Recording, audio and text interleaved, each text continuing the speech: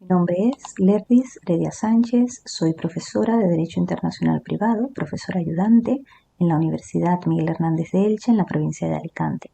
Y antes de iniciar mi intervención en el marco de este evento, no puedo hacerlo sin dar las gracias a los organizadores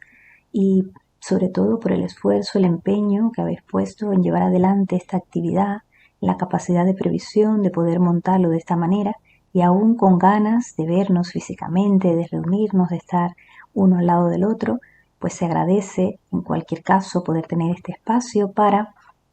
presentar nuestros puntos de vista, nuestras reflexiones, criterios, críticas en ocasiones respecto a la implementación de la normativa europea, Reglamento Europeo de Protección de Datos, en el ordenamiento jurídico español. Bien, al hilo del objetivo de este congreso, el título de mi intervención hace referencia a algunos apuntes o comentarios sobre los criterios para la determinación de la competencia judicial internacional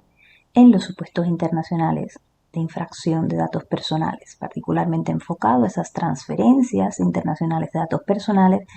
que dan lugar en su tratamiento a la infracción de los derechos de sus titulares. Bien, vamos a analizar en definitiva ese binomio legal que existe entre el Reglamento Europeo y la Ley Orgánica Española. Bien, la idea es aportar pues una serie de consideraciones sobre un tema tan práctico y sobre todo tan actual desde una perspectiva concreta, que es la perspectiva que da el derecho internacional privado. El derecho internacional privado español, en particular, en la medida en que frente a la obtención y o tratamiento ilícito de la información de naturaleza personal, que por desgracia en nuestros días se producen con una grandísima frecuencia, pues en un contexto internacional donde estas infracciones se producen, uno de los elementos claves, y es además el primer sector clásico en el derecho internacional privado, resulta la determinación de la autoridad o el tribunal competente entre varios, donde demandar, pedir, interponer la acción judicial de la cual se va a derivar el resarcimiento, la tutela en definitiva de los derechos infringidos por el responsable de esa infracción. Pues bien, es cierto, no obstante, que el panorama europeo se ha visto reforzado con la entrada en vigor del Reglamento General de Protección de Datos de 2016, que como bien sabemos ha dado lugar a la aprobación de un haz de leyes estatales en esta materia, incluida la nuestra, del 2018, pero quizás si hay un elemento que sea más relevante o destacable en relación con esta nueva arquitectura jurídica es que ha situado en el centro de la protección a la persona, al titular de los datos cuyo derecho se dispensa y se protege y se refuerza. Entonces esto tiene un valor en la medida en que cuando se producen situaciones de infracción,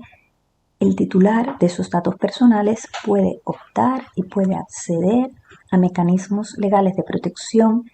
por separado o combinados que les permitan obtener una tutela legal, una tutela judicial frente a ese derecho infringido. Bien, en este contexto, las cuestiones que voy a tratar son muy breves, en aras del tiempo, y son las siguientes: una aproximación general a la problemática planteada, la relación con estos temas, qué vías legales de tutela ofrece el ordenamiento jurídico ante este tipo de infracciones, cuáles son las reglas de competencia judicial internacional previstas, establecidas para determinar ante qué autoridad, entre varias posibles, se puede interponer una acción de tutela, algunas cuestiones, digamos, algunos puntos críticos para cerrar con unas breves conclusiones. La rápida evolución tecnológica y la globalización de las comunicaciones en nuestros días ha planteado retos y seguirá, continúa planteando retos enormes en relación con la protección de los datos personales. La gran magnitud en la recogida e intercambio de información y de datos ha aumentado de una forma tan significativa, no solo porque las empresas, tanto públicas como privadas, cada vez recaban y utilizan a escalas sin precedentes datos de carácter personal, sino porque nosotros mismos como titulares de esos datos, cada vez difundimos, propiciamos un volumen mayor, ingente, de información que luego circula a escala internacional. Bien, en este sentido, conforme al propio criterio que se ha desarrollado por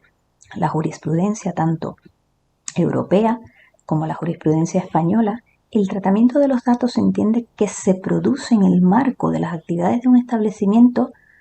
cuando las actividades del responsable, es decir, de aquel responsable de los datos, encargado de los datos o incluso responsable de su tratamiento, están tan indisolublemente ligadas a las de un prestador de servicios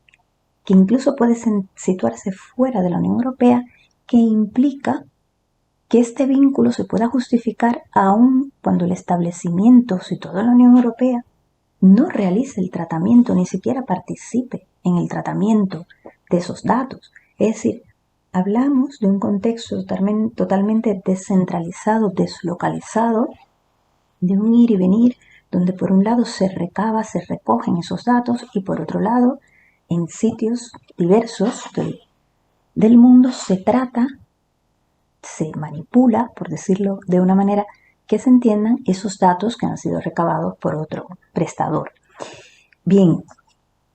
en este contexto en el que nos situamos para entendernos, tenemos múltiples ejemplos de grandes empresas, tanto de la vida virtual y de las relaciones que se generan en el marco de la red, como de empresas dedicadas a los servicios de toda la vida, como pueden ser del transporte, de la hostelería, que han sido sancionadas recientemente por autoridades administrativas o judiciales de naturaleza estatal por infracciones en relación con la protección de datos personales. Pensemos en Google, que ha sido reiteradamente sancionada por este motivo. Pensemos, por ejemplo, en el caso de Facebook, que ha dado lugar a una sentencia muy interesante recientemente emitida del Tribunal de Justicia para interpretar precisamente el papel que juega en cuanto a la responsabilidad el establecimiento que trata esos datos y que no se encuentra situado en el territorio europeo. Recordemos el caso de, por ejemplo, British Airways, que fue sancionada por una brecha de seguridad que se generó en su sistema, que puso al descubierto los datos de más de 500.000 clientes que habían usado sus servicios de transporte aéreo. En la misma línea, la cadena de hoteles Marriott, que expuso a partir de una brecha de seguridad los datos de más de 339 millones de registros de clientes, de los cuales en torno a 30 eran de distintas nacionalidades europeas, tanto de la Unión Europea como de la Europa no UE. En fin, en el caso de Facebook, que es un continuo tema que está siempre sobre el tapete, ahora recientemente creo que todos,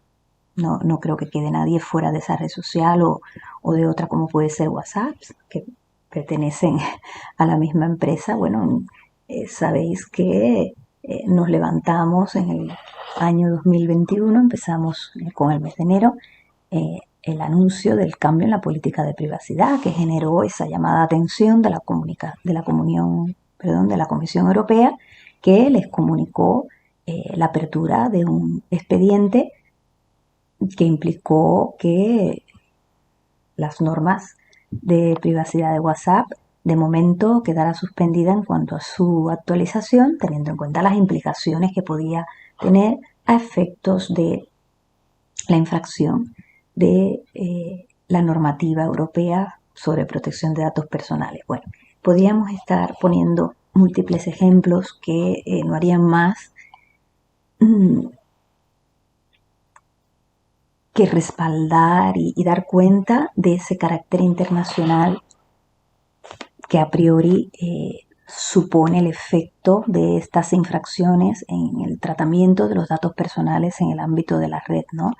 con esa vocación de por sí transnacional. Pues bien, a estos efectos debemos tener en cuenta que cuando en el considerando 14 del reglamento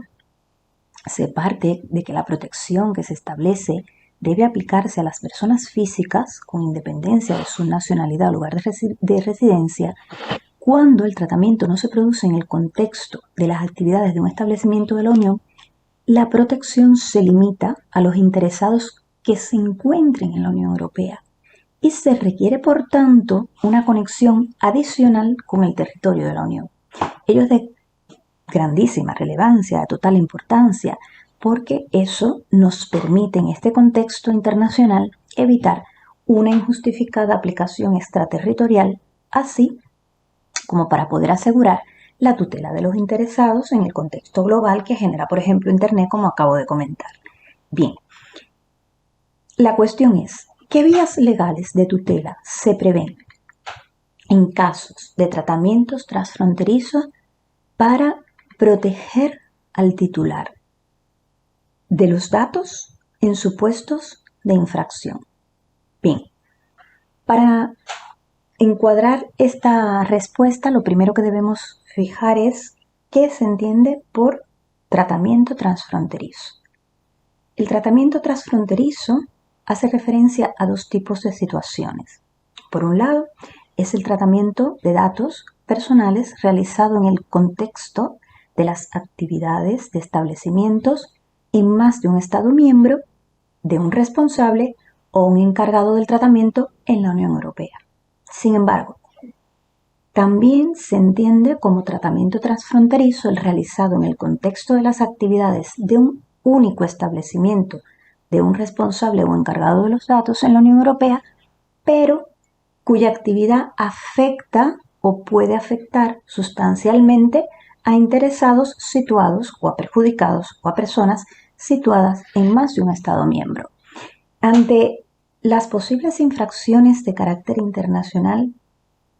o en supuestos de transferencia internacional de datos personales o en supuestos de transferencia transfronteriza, llamémoslo como queramos, a fin de cuentas, estas transferencias que se producen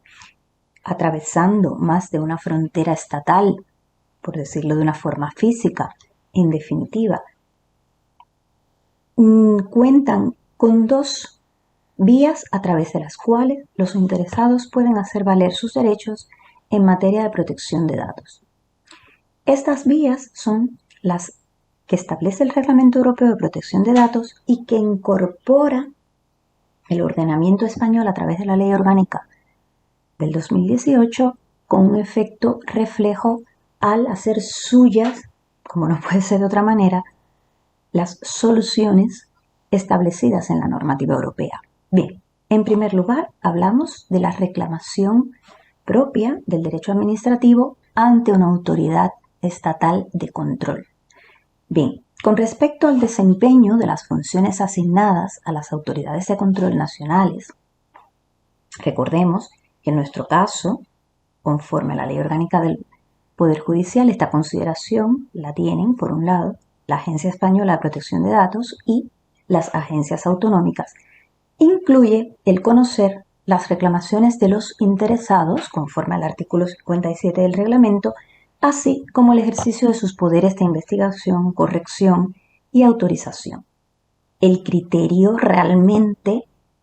de base es el alcance territorial de la competencia, en línea o de acuerdo con lo que es el propio ámbito administrativo, de conformidad con el propio reglamento. Cada autoridad estatal es competente para conocer de estas demandas de protección en sede administrativa o de estas peticiones, que sería la palabra correcta más que demandas, peticiones de protección en el territorio de su estado y por supuesto con respecto a los tratamientos efectuados por las autoridades públicas de su propio país. Este enfoque conduce en principio a la posibilidad de que un responsable pueda quedar sometido incluso en relación con una misma actividad a la competencia de diversas autoridades de control, especialmente y por supuesto en la medida de que ese responsable del tratamiento tenga varios establecimientos, en un sentido amplio, en más de un Estado miembro. O, como hemos dicho antes, segunda lectura de esa actividad transfronteriza, o que el tratamiento afecte a interesados que se encuentran en varios territorios, lo cual es totalmente frecuente y habitual en el ámbito de Internet. Bueno, en este contexto ya sabemos que el reglamento introduce este mecanismo de la ventanilla única como un régimen específico para la determinación de las autoridades de control competentes en determinadas situaciones involucradas con dos o más Estados miembros. ¿Correcto? De manera que hablamos en definitiva de esta primera vía, que es lo que en la práctica se asocia, y en la práctica española se asocia con una reclamación de carácter administrativo ante las autoridades nacionales así consideradas del Estado miembro, donde el perjudicado, es decir, esa persona titular de los datos que han sido infringidos, tenga su residencia habitual, su lugar de trabajo o bien el lugar donde se ha producido esa supuesta infracción. Eventualmente, y muy eventualmente, según la normativa procesal de cada estado, en nuestro caso, la normativa procesal de naturaleza contencioso-administrativa de funcionamiento de este tipo de procedimientos en España, eventualmente podría dar lugar a la interposición de un procedimiento de estas características cuyo decursar y finalización se debe a normas y a leyes de naturaleza pública, ¿correcto? Y todo esto que acabo de explicar, en realidad, a lo que hace referencia es ese procedimiento de naturaleza, insisto, administrativa, donde la competencia viene atribuida a las autoridades nacionales en materia de protección de datos. Por el contrario, la que hace referencia y la que nos obliga a considerar y analizar el alcance y la interrelación de las diferentes reglas de competencia judicial internacional son las acciones que se interponen en sede judicial, bien contra el responsable, bien contra el encargado del tratamiento de datos de carácter o de naturaleza infractora o que ha infringido los derechos del titular y que, insisto, son, desde el punto de vista procesal, acciones de naturaleza judicial civil. Bien, los operadores jurídicos somos sabedores de que la interposición de una reclamación ante la autoridad de control, lo que acabo de comentar, no es una vía que permite obtener la reparación del daño. Es otra su finalidad. Por lo que, digamos, el objetivo fundamental y la necesidad de la interposición de acciones civiles en esta materia resulta necesario para poder ejercitar ese derecho a indemnización que también prevé la normativa. Claro, esto es clave en esta materia porque se persigue, se pretende el resarcimiento del daño causado. Por tanto, en este sentido, y quizás como un pequeño comentario crítico, sí que debemos tener en cuenta que ni el reglamento ni la ley orgánica prevén ni introducen mecanismos de coordinación entre la tutela civil y la supervisión o la tutela en procedimiento administrativo. Estoy hablando de memoria, pero creo recordar que en la propuesta anterior esto sí que se contemplaba y por alguna razón luego no se incluyó. Bien, en este aspecto el artículo 40 de nuestra ley, de la ley orgánica, se remite directamente, como he dicho al principio, a lo dispuesto en el contenido del reglamento y en los artículos 61 y siguientes lo que hace es referencia a la intervención de las autoridades españolas en los procedimientos de naturaleza administrativa. Por tanto, no entra para nada en las cuestiones de competencia judicial internacional relativas al derecho internacional privado ante infracciones de naturaleza internacional, por la sencilla razón de que aquí la norma tiene un efecto espejo respecto al reglamento que es de directa aplicación, lo cual por otro lado es totalmente comprensible. Bien, el ejercicio de las acciones judiciales por los interesados frente a los responsables que han vulnerado sus derechos como consecuencia de un tratamiento ilícito de sus datos personales da lugar de forma típica a litigios ante los tribunales en materia civil. Por supuesto, siempre y cuando el encargado o el responsable de ese tratamiento no sea la administración pública. Bien, estas acciones civiles tienen como objetivo fundamental obtener una indemnización por los daños causados, como he apuntado, pero estas solicitudes, estas acciones, estas demandas, en muchas ocasiones también incluyen otro tipo de peticiones como pueden ser la limitación en el uso y tratamiento de los datos o incluso la cesación en el uso y en el tratamiento de los datos objeto de controversia. De modo que los razonamientos relativos a la determinación de la competencia judicial internacional en los supuestos de infracción de naturaleza transfronteriza serán los que hacen referencia a las reglas especiales diseñadas por el legislador europeo en estos casos. Repito, por ese efecto espejo del derecho interno español, a través de la ley orgánica, en realidad se asumen esas reglas de competencia judicial internacional reconocidas, establecidas, dispuestas, estipuladas por el reglamento. Bien, ¿cuáles son estas reglas de competencia judicial internacional que permiten determinar ante qué tribunales o ante qué tribunal se interpone la demanda para obtener dicha tutela y, en consecuencia, esa indemnización que permite resarcir los daños causados que antes hemos comentado? Bueno, tenemos esa regla especial de competencia en materia civil, recogida en el artículo 79.2 del reglamento, mediante la cual atribuye a los interesados que consideren que sus derechos han sido vulnerados la posibilidad de demandar al responsable o al encargado del tratamiento ante los tribunales de cualquier estado en el que estos tengan un establecimiento y alternativamente solo en la posibilidad de modo alternativo, lo cual está muy bien, prevé que puedan demandar a estos establecimientos, o a estas entidades encargadas, bien del tratamiento o responsables de los datos, insisto, alternativamente demandarles ante los tribunales del lugar de su residencia habitual. Insisto, excepto en los supuestos en los que el responsable sea el encargado, el responsable, una autoridad pública de un Estado miembro que actúe en ejercicio de sus poderes públicos. Ahí no cabría. Entonces, tenemos las situaciones a las que es aplicable este foro, son las que están determinadas en el artículo 79 y va referido a la tutela judicial de los interesados contra un encargado o responsable del tratamiento cuando sus derechos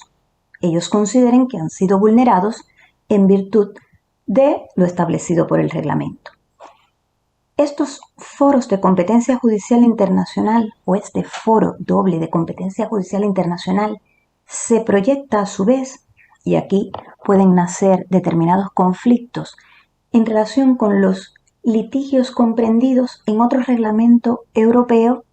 sobre la misma materia con carácter general, que es el reglamento Bruselas I bis, sobre competencia judicial, reconocimiento y ejecución de resoluciones en materia civil y mercantil, que es una norma clave, que es una fuente jurídica clave del derecho internacional privado. Bien, dicho esto, y volviendo al reglamento europeo y su foro especial o reglas especiales que nos permite establecer esa demanda ante el Estado, ante los tribunales del Estado, donde el establecimiento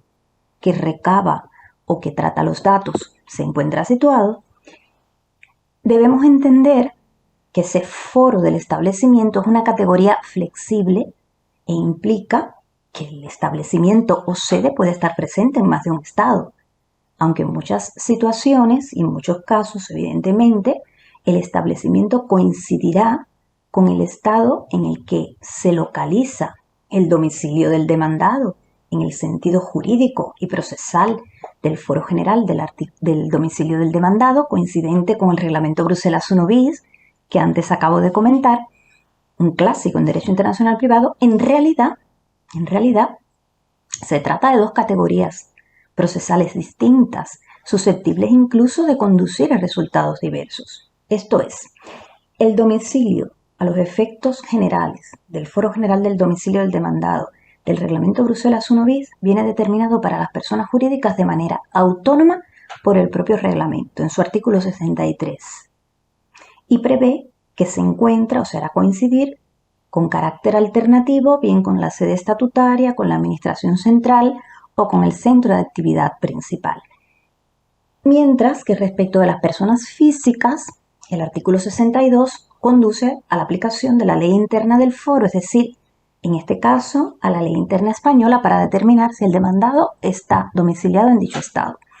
En torno a esta cuestión o en relación con ello, el artículo 79.2 del reglamento, al que no olvidemos, remite expresamente nuestra ley, no utiliza este concepto de domicilio al atribuir competencia judicial internacional a los tribunales de cualquier Estado miembro en el que el demandado tenga un establecimiento. Como ya he dicho, el Reglamento Europeo de Protección de Datos mantiene un concepto amplio y flexible de establecimiento que se extiende a cualquier actividad real, efectiva, aún mínima, ejercida mediante una instalación estable. Claro, es una regla especial que abre el abanico y flexibiliza los criterios de relación o de conexión geográfica entre el establecimiento posiblemente demandado o posiblemente infractor y el territorio del Estado miembro donde se puede interponer la demanda para solicitar esa tutela judicial. Bien, todo lo dicho hasta aquí hace referencia a esa regla que, como hemos dicho, podríamos denominar el foro del establecimiento. Y si se aplica el foro alternativo de la residencia habitual del interesado o de la persona titular de los derechos infringidos, bien, en relación con el empleo del concepto de residencia habitual,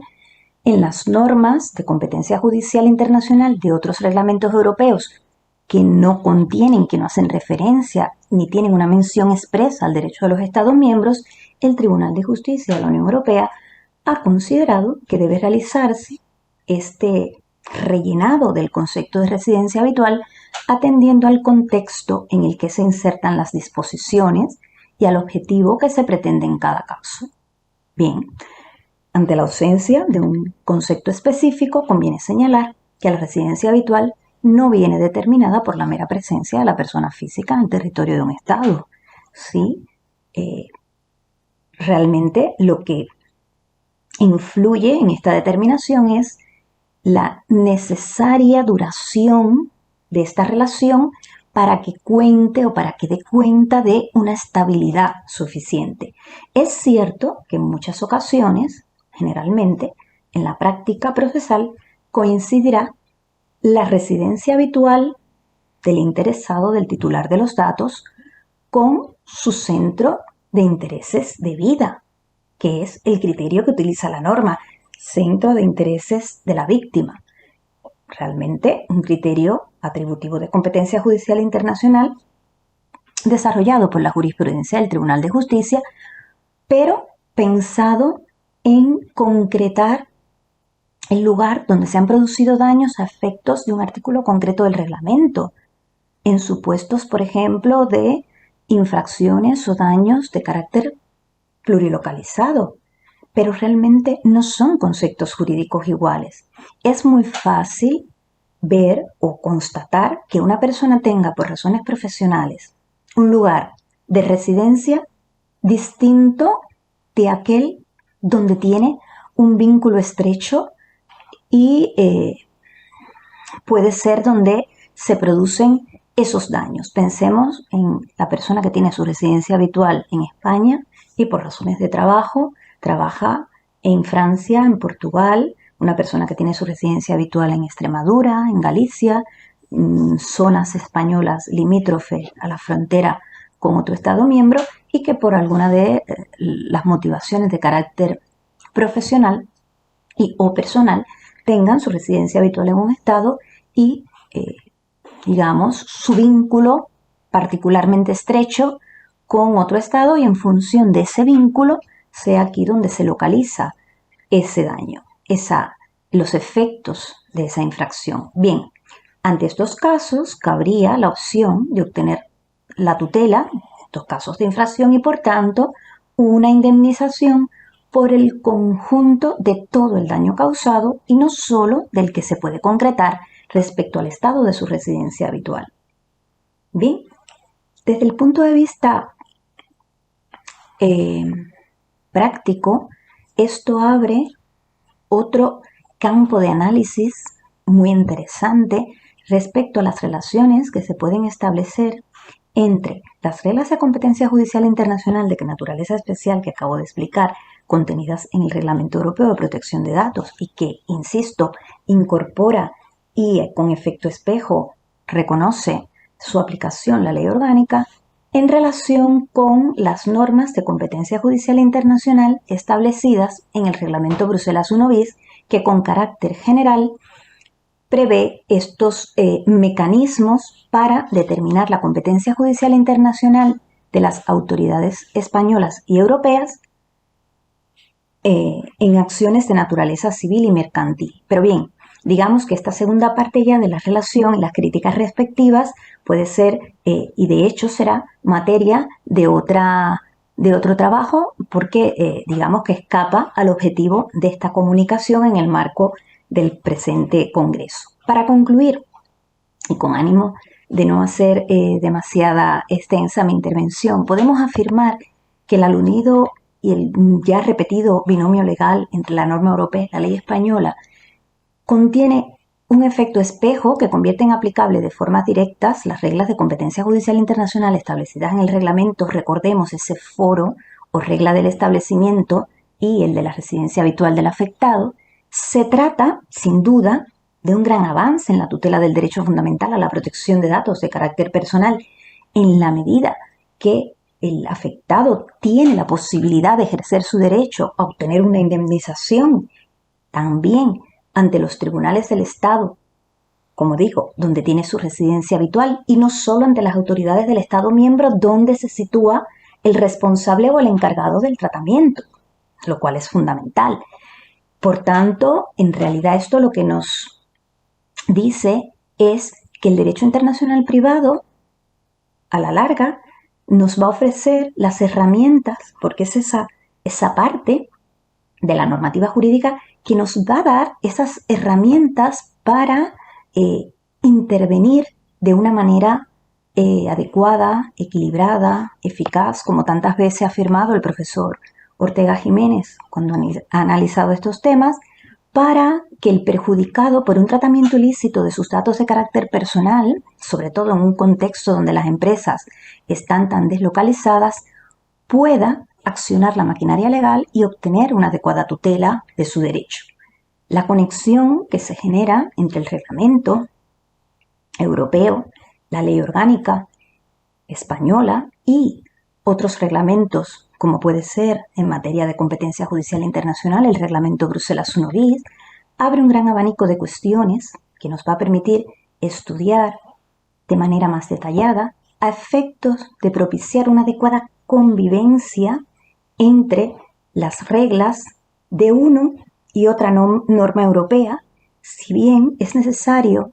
y en este punto me quiero detener, antes de finalizar, recordar que el carácter especial del Reglamento Europeo de Protección de Datos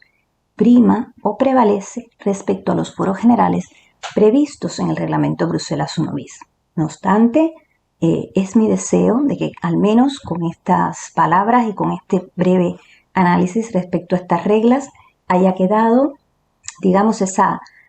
chispa del fuego que implica el accionar los mecanismos de derecho internacional privado, porque lógicamente una vez que hemos determinado ante qué autoridad entre varias se puede y se ha de solucionar esa petición por la cual se demanda tutela en un procedimiento de naturaleza civil por parte del afectado, pues se abre un segundo importante gran sector del derecho internacional privado, que es el de la determinación del derecho aplicable. Pero para ese momento espero que tengamos otra oportunidad. Muchas gracias y hasta la próxima.